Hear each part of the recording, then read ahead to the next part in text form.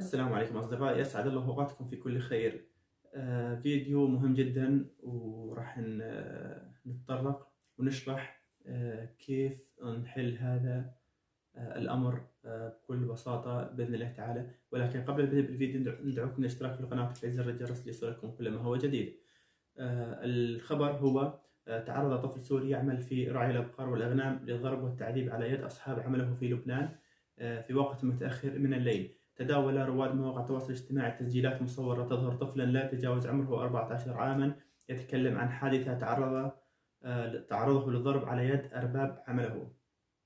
ومن خلف الكاميرات يقول شاب إن الفتى كان ضائعا في الليل وجاء إليهم بعد أن ضربه أصحاب العمل الذين يعمل لديهم في رعي الماشية، حيث يظهر الفيديو أن الطفل تعرض للضرب على عينه كما كسر سن من أسنانه.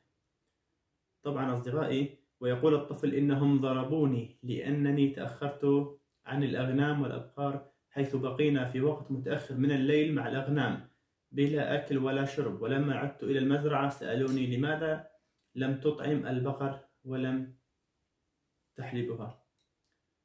طبعا الطفل أضاف عندما أجبته بأننا تأخرنا مع الأغنام قام بضربي على جسمي، وبعدها جاء الثاني وهو ضخم فنطحني برأسه، ثم جاء الثالث فضربني على أنفي وعيني، وكل هذا لأنني لم أطعم البقرة ولم أحلبها في وقت مبكر.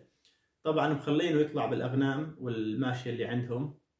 طبعا هم ماشية بالأساس، هم كالأنعام يعني. هذول الجماعة هذول تعدوا على الطفل بالضرب كالأغنام، أو بالأحرى كالحمير. مخلين الطفل يسرح بالأغنام، وبسبب تأخره هم متأخر على الغنم، حتى يقول لك لا أكل ولا شيء، لا له ولا إلا الأغنام، كان يسرح سراحة عادية فمتأخر على المزرعة، فالسبب تأخيره تأخر عن حلب البقرة، فكان السبب انه يضربونه ويكسرون سن من اسنانه ويضربونه على عينه. طبعا الامور هاي قامت تتكرر كثير بلبنان.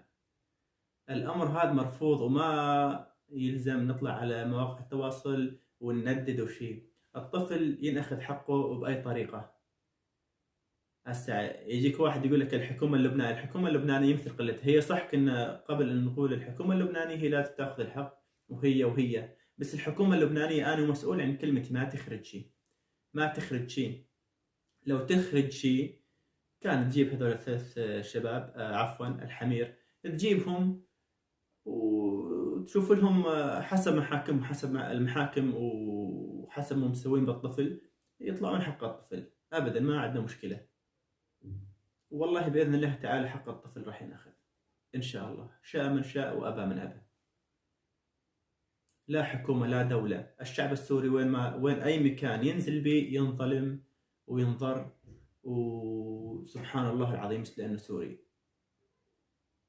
وعيب على اللبنانيين الشرفاء يتركون هذولا اللي اعتدوا على الطفل السوري بالضرب. والسلام عليكم.